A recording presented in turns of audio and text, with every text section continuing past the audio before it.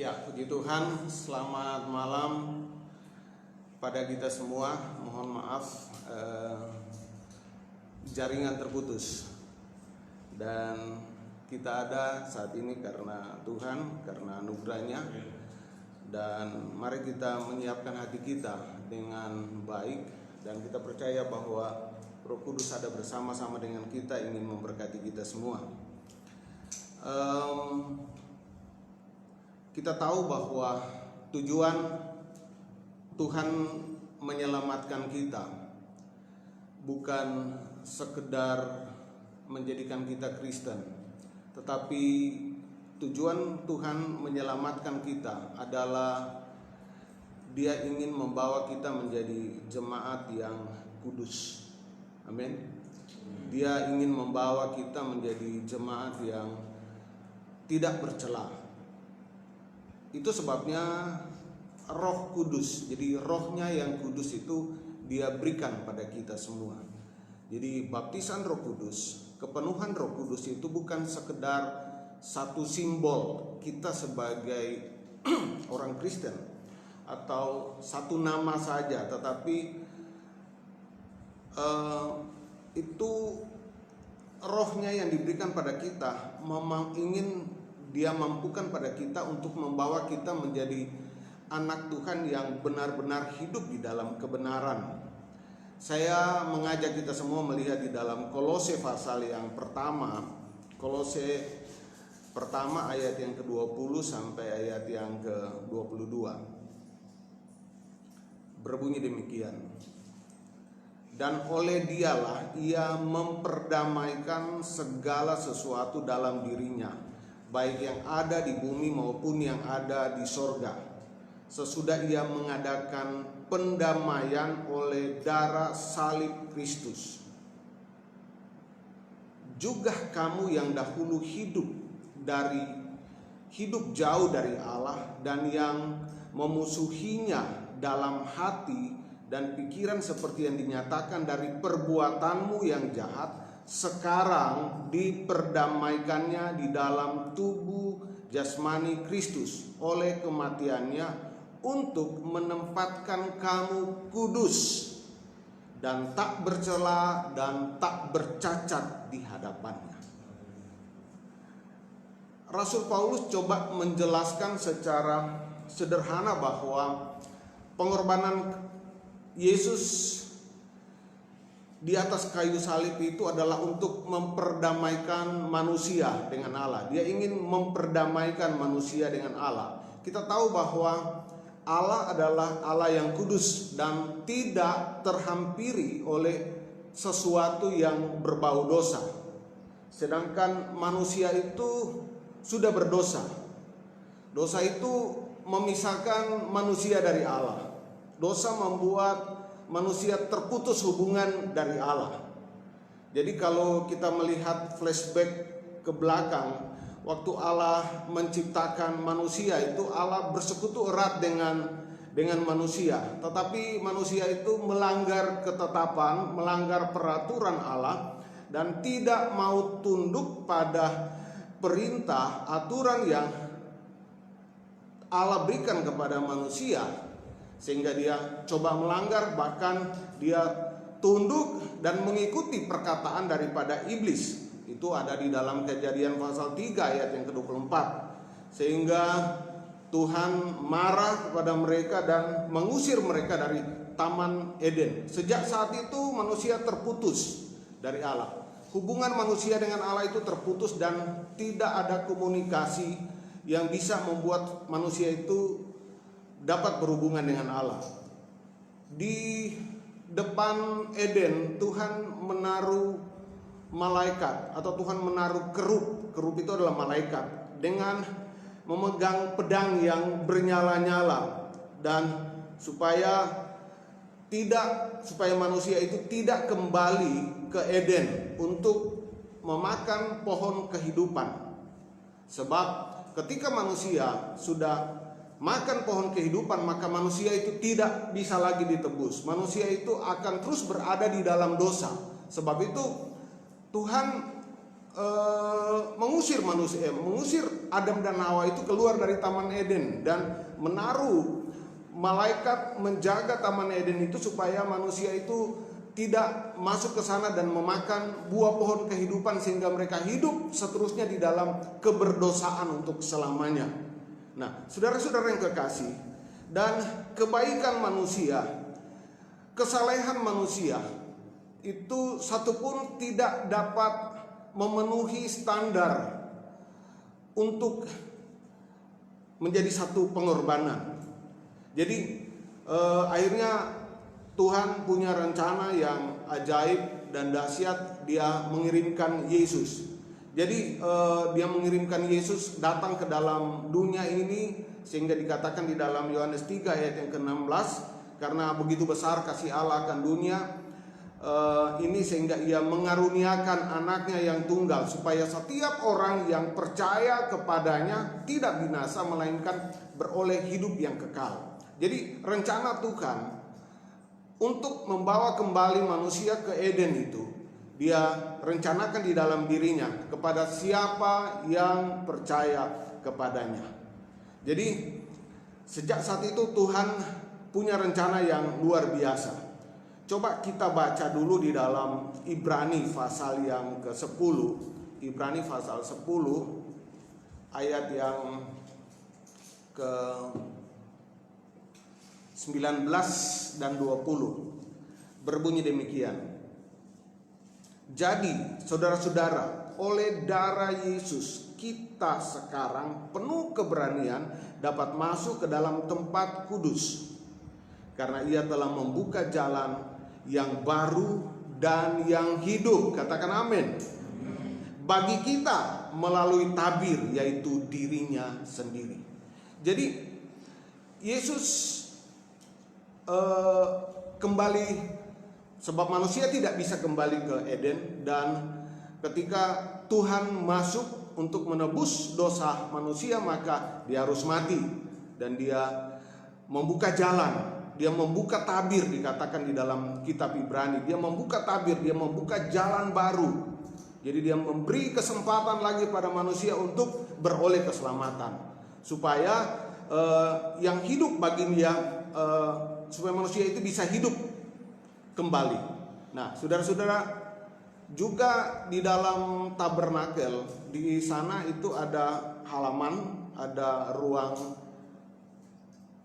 suci dan ada ruang maha suci. Ruang maha suci itu hanya bisa dimasuki oleh imam besar. Jadi imam besar itu memang dikhususkan untuk membawa darah domba yang tak bercela. Itu setahun sekali dipersembahkan untuk memohon pengampunan kepada Tuhan akan semua dosa umat manusia. Jadi dia membawa dan dia persembahkan di atas tabut perjanjian yang ada di sana. Dan itu hanya bisa dimasuki oleh imam besar, dan imam besar membawa darah itu. Tetapi ketika imam besar membawa itu, imam besar itu dia harus tidak bercela, tidak bernoda, tidak bercacat. Jadi dia memang dikhususkan supaya dijaga, supaya imam besar itu hidup hanya bagi Tuhan saja, dan kemudian dia membawa darah itu. Tetapi mereka menjaga, siapa tahu mungkin ada dosa di dalam diri imam besar itu. Mereka memasang tali pada kaki imam itu. Seandainya mungkin imam itu berdosa dan dia tiba-tiba di dalam ruang maha suci itu dia mati, maka dia tidak seorang pun boleh masuk ke sana, tetapi ditarik keluar. Nah, pada waktu Yesus, perhatikan baik, pada waktu Yesus mati di kayu salib, pada waktu Yesus berkata sudah genap, tirai yang menghalangi ruang suci dan ruang maha suci itu terbelah dua. Itu dari atas ke bawah. Dan orang yang sudah dikuduskan bisa langsung datang ke sana. Jadi ketika keselamatan itu terjadi, itu hanya karena anugerahnya. Amin. Hanya karena anugerah Tuhan. Jadi kita diselamatkan karena anugerah Tuhan. Kalau kita masih hidup pada zaman perjanjian lama, Tidak mungkin kita bisa kumpul seperti ini. Tidak mungkin kita bisa secara langsung memohon pengampunan dari Tuhan. Jadi harus lewat imam besar. Tetapi sekarang ini oleh darah Yesus kita dilayakkan sekali untuk selama-lamanya. Jadi sebab itu rencana Tuhan itu menyelamatkan manusia. Dan rencana itu dilaksanakan untuk manusia. Bukan sekedar dia panggil manusia, tetapi kalau kita baca di dalam ayat yang pertama tadi kita baca, supaya dia menempatkan kita menjadi umat yang kudus dan tak bercela dan tak bercacat.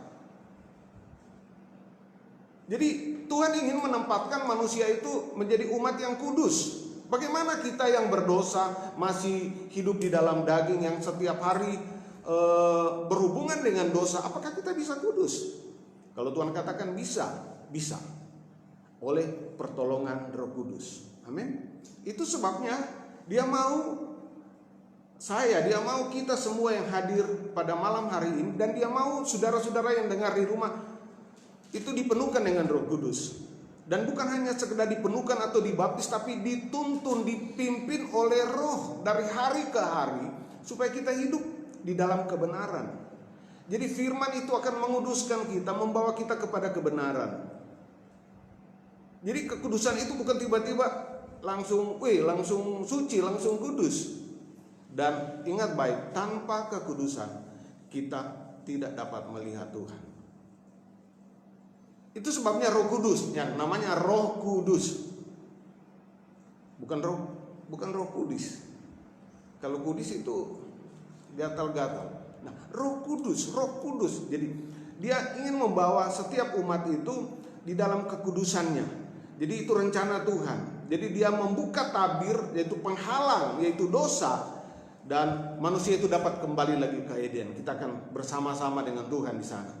Nah, Tuhan sudah buka jalan, Tuhan sudah memberi jalan pada kita, dan Tuhan sudah memberi pendamping, penolong. Dikatakan Roh Kudus itu penolong. Dia menolong, menuntun kita, membimbing kita sampai ke surga.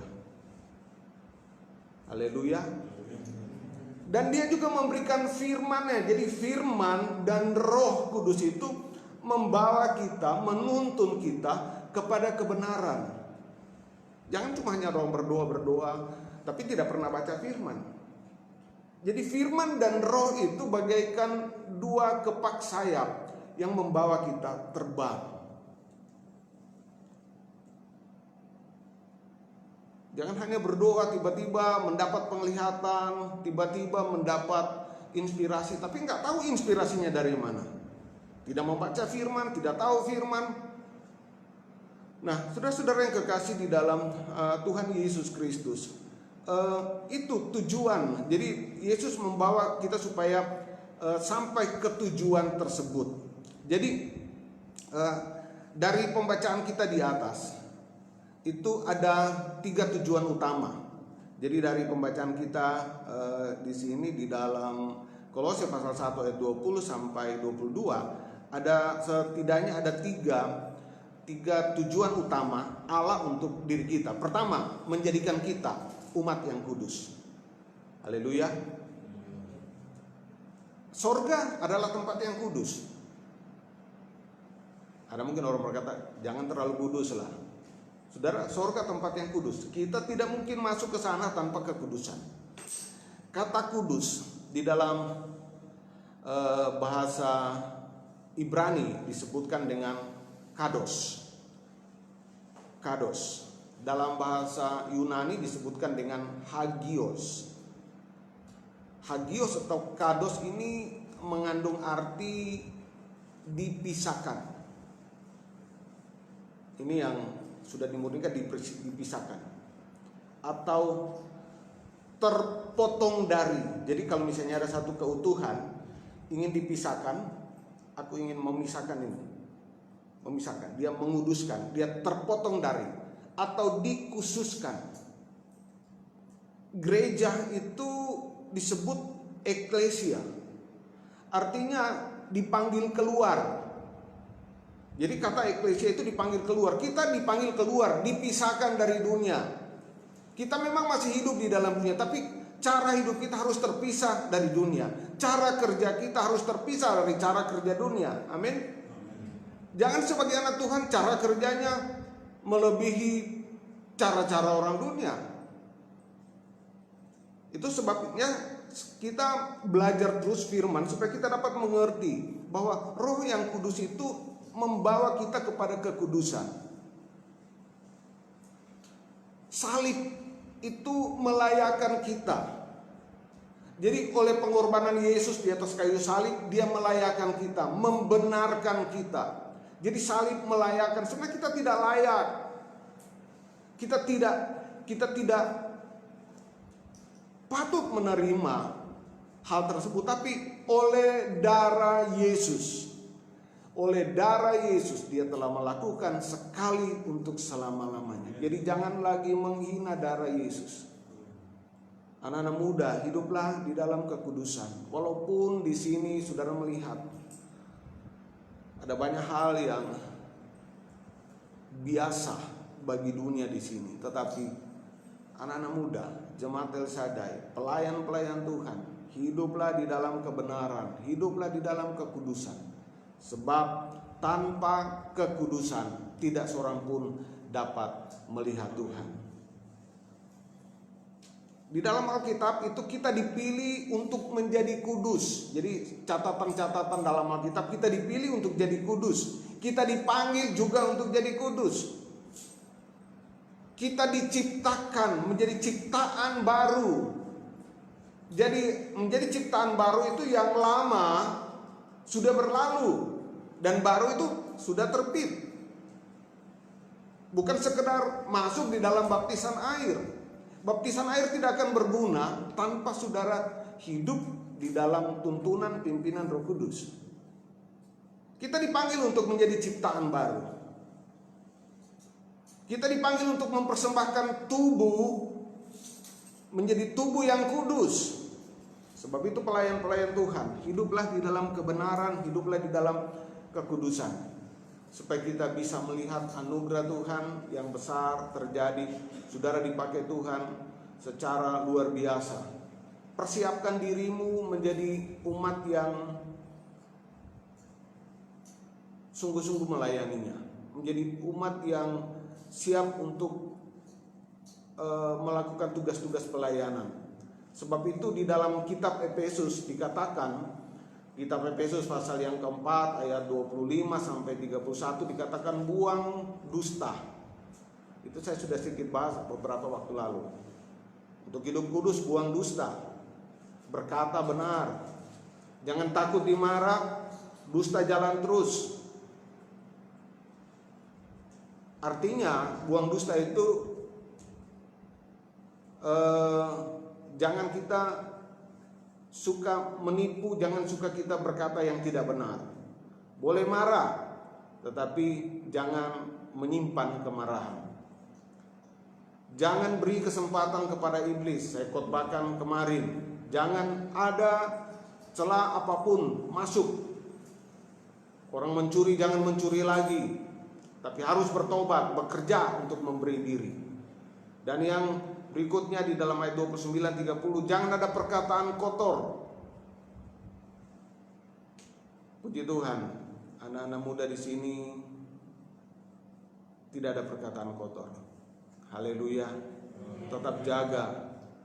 Sebab ketika perkataan kotor itu keluar, maka itu artinya sesuatu yang ada di dalam dirimu. Pakai perkataan yang baik, pakai perkataan yang benar. Bukan hanya perkataan kotor, tetapi perkataan yang membangun, yang berguna. Apakah perkataan saya ini membangun atau tidak membangun? Saudara harus berkata begitu, berpikir begitu.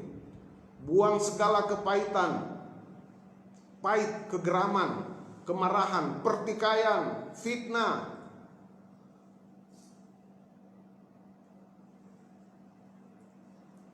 Sebab kita adalah tubuh Kristus. Ini nasihat firman Tuhan untuk kita hidup di dalam kekudusan. Dikatakan harus ramah seorang akan yang lain. Jadi poin pertama bahwa Tuhan menginginkan kita menjadi jemaat yang kudus. Menjadi jemaat yang terpisah, jemaat yang berbeda dengan dunia. Hal yang kedua, bahwa Tuhan menginginkan kita menjadi jemaat yang tak bercelah. Waduh, ini lebih tinggi tingkatannya, menjadi jemaat yang tak bercelah. Artinya tidak boleh ada noda di dalam roh kita, di dalam jiwa kita, di dalam perbuatan kita. Jadi dalam roh kita, jadi harus ada kebenaran, tidak ada noda, tidak bercela. Karena kita sudah disucikan. Nah, bagaimana caranya? Roh Kudus memampukan kita dan firman-Nya terus mengingatkan kita. Tujuan Yesus menyelamatkan untuk menebus, menguduskan kita menjadi jemaat yang tak bercacat dan tak bernoda di hadapan-Nya. Di dalam Roma pasal yang ke-12 ayat yang pertama dikatakan, persembahkanlah tubuhmu menjadi persembahan yang hidup, yang kudus, dan yang tak bercela. Sebab itu adalah ibadah yang berkenan. Mempersembahkan tubuh, mempersembahkan hidup yang kudus dan tak bercela.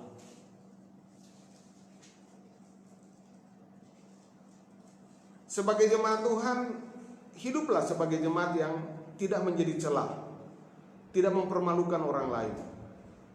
Hiduplah sebagai jemaat yang tidak menjadi celah bagi Tuhan, tidak mempermalukan nama Tuhan, tidak menjadi kita sebagai jemaat Tuhan yang tidak dibully di luar sana. Kalau saudara hidup di dalam kebenaran, kebenaran itu akan memerdekakanmu.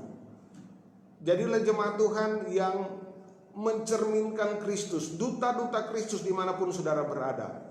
Dan saya percaya ketika saudara hidup di dalam kebenaran, saudara akan memuliakan nama Tuhan. Tunjukkan dirimu bahwa engkau adalah anak-anak Bapa di surga. Tunjukkan dirimu bahwa kita adalah keluarga-keluarga Allah. Jangan jadi celah. Tidak tukang berkelahi. Tapi kalau kita suka berkelahi, suka menggosip, itu sebenarnya kita menunjukkan celah kita sendiri. Kita menunjukkan sesuatu yang kotor pada diri kita sendiri. Sekarang gampang sekali kita mau lihat seseorang itu bagaimana. Dari semua apa yang dia katakan, dari semua apa yang dia perbuat, dari semua apa yang dia tuliskan, dikatakan bahwa dari buahnya kamu dapat kenal dia. Amin. Buah seseorang itu menentukan dirinya siapa. Dia anak Tuhan atau bukan anak Tuhan. Tak bercela. Yang ketiga, tak bercacat. Ini hampir sama. Jadi tak bercacat itu di dalam terjemahan bahasa Inggris itu disebutkan without blank spot. Tidak ada titik sekecil apapun. Kalau saudara mau beli laptop, apalagi yang second, saudara harus cek apakah laptop itu ada blank spot di dalam. Saudara bisa matikan, saudara bisa hidupkan di tempat gelap, dan saudara waktu dia menyala, saudara bisa lihat, oh ini sudah ada kebocoran, ada titik jelas di sana. Bahkan laptop yang baru pun kita biasanya harus ngecek demikian. Terkadang ada yang dijual sebenarnya sudah cacat, jadi harus dicek. Nah, kalau ada titik hitam atau titik putih di dalam wadah yang hitam, itu yang dikatakan sudah rusak. Nah, Tuhan mau itu hidup kita sebagai anak-anaknya itu tidak bercacat di hadapan Tuhan. Tidak ada alasan saudara mau katakan bagaimana, tidak ada alasan bahwa kita memang harus hidup tak bercacat. Haleluya. Dan yang mampu melaksanakan hal itu hanya Roh Kudus dan firman-Nya. Roh Kudus dan firman-Nya akan membuat saudara hidup di dalam kebenaran, membuat the Holy Spirit will set you free, membebaskanmu, membuat kita bebas. Di dalam Efesus pasal yang kelima ayat yang ke-26 dan 27 dikatakan untuk menguduskannya sesudah ia menyucikannya dengan memandikannya dengan air dan firman. Jadi menguduskan dan menyucikan dengan memandikan dengan air dan firman dan Roh Kudus. Roh Kudus juga digambarkan dengan air. Jadi firman dan roh, air dan firman, Roh Kudus dan firman, supaya dengan ayat 27, supaya dengan demikian ia menempatkan jemaat, menyempatkan kita di hadapan dirinya, di hadapan Tuhan dengan cemerlang, tanpa cacat atau kerut atau yang serupa itu, supaya jemaat kudus dan tak bercela. Haleluya. Menempatkan kita tanpa cacat, tanpa kerut. Bahasa Manado bilang tidak fororo, keriput, tanpa kerut. Jadi dia ingin kita menjadi jemaat yang hidup kudus dan benar. Filipi pasal yang kedua ayat yang ke-14 sampai 16 berkata demikian. Lakukanlah segala sesuatu dengan tidak bersungut-sungut dan berbantah-bantah, supaya kamu tidak beraib dan tiada bernoda, sebagai anak-anak Allah yang tidak bercela di tengah angkatan-angkatan yang bengkok hatinya dan yang sesat ini, sehingga kamu bercahaya di antara mereka seperti bintang-bintang di dunia, sambil berpegang pada firman kehidupan. Jadi supaya kita bercahaya harus berpegang pada firman kehidupan agar dapat bermegah pada hari Kristus. Jadi kita akan bangga, puji Tuhan, bahwa aku tidak percuma berlomba dan tidak percuma bersusah-susah. Amin. Mengiring Tuhan itu perlu satu perjuangan. Memang keselamatan diberikan pada kita itu dikatakan ya aku memberikan keselamatan dengan gratis. Bukan berarti tidak dibeli. Itu Yesus sudah bayar dengan darahnya. Dia mati di atas kayu salib dan dia memberikan untuk kita semua. Supaya tidak percuma perjuangan Yesus, dan tidak percuma saudara ada di sini sekarang ini, tidak percuma saudara beribadah, tidak percuma saudara mentaati firman. Saya banyak kali katakan, kalau mau hidup benar di dalam Tuhan, hiduplah di dalam kebenaran. Kalau saudara setengah-setengah, rugi setengah-setengah di dalam pengiringan kepada Tuhan. Kalau mau setengah-setengah, lebih baik sekaligus tidak mengiring Tuhan, langsung hidup di dalam keduniawian, sekaligus nikmati dunia itu. Nikmatnya dunia bagaimana? Di sana ada free sex, di sana ada segala macam, tapi saudara harus punya duit juga di sana. Tapi saudara dapat menikmati, yang tahu pasti neraka menanti. Sebab itu dikatakan harus sungguh-sungguh berjuang. Berjuanglah untuk satu kehidupan yang kekal. Haleluya. Jadi malam hari ini firman Tuhan saya sampaikan, kita harus menjadi jemaat yang kudus, menjadi jemaat yang tidak bercelah, dan menjadi jemaat yang tak bercacat di hadapan Tuhan. Itu yang Tuhan punya kerinduan untuk kita semua. Tuhan mau kita menjadi jemaat yang kudus. Tuhan mau menjadikan kita jemaat yang tak bercacat. Itu kerinduan Tuhan. Jadi kalau kerinduan Tuhan, dia punya plan. Mungkin engkau berkata tidak mungkin, tidak bisa. Kalau Tuhan sudah rencanakan, tentu kita bisa. Tuhan tuntun. Nah, kamu mau ke sana, mau hidup kudus, ini jalannya. Akulah jalan kebenaran dan hidup. Tidak seorang pun sampai kepada Bapa tanpa melalui aku. Ini jalan, ini firmanku, ini rohku akan kuberikan padamu. Engkau hidup di dalam firman. engkau melakukan firman, dan engkau akan berjalan, engkau akan terbang naik. Engkau akan menjadi jemaat yang tak bercacat, menjadi jemaat yang tak bercelah. Ini kerinduan Tuhan untuk kita semua. Saudara-saudara semua, mari, waktu Tuhan tidak lama lagi. Pendeta Benny Hinn berkata, tidak lama lagi. Tidak lama lagi. Lebih dari apa yang kita pikirkan. Jadi itu dikatakan lebih dari apa yang kita bayangkan, mungkin tahun. Tidak lama. Pokoknya intinya persiapkan dirimu dengan baik.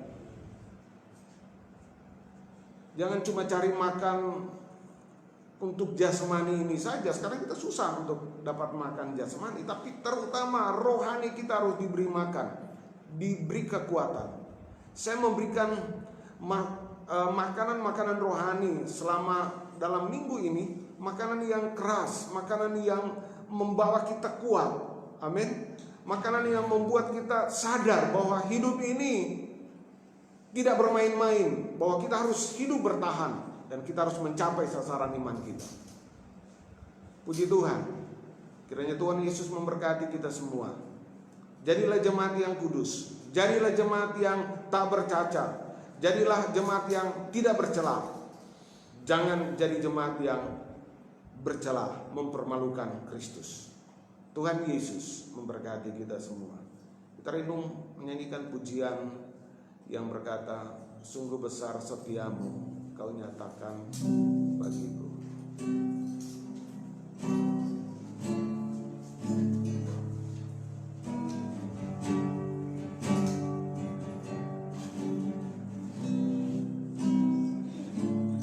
Kita akan menyanyikan pujian ini satu kali, kemudian saya akan off-kan. Kami akan masuk dalam penyembahan.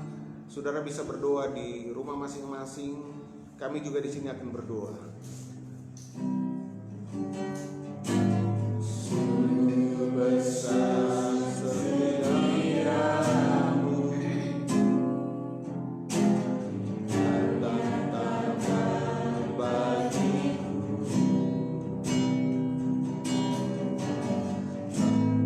Kau Bapa yang selalu mengerti isi hatiku.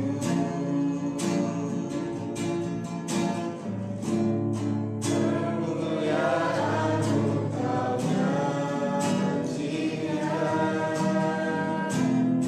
Aku tetap percaya, janjimu ajaib, bukti dalam kehidupanku. Ku berserah di dalam kekuatanmu, hanya Kau segalanya bagiku. Ku percaya janjimu ajaib, bukti dalam kehidupanku. Ku berserah di dalam kekuatanmu, ku percaya. Katakan, sungguh besar setiamu.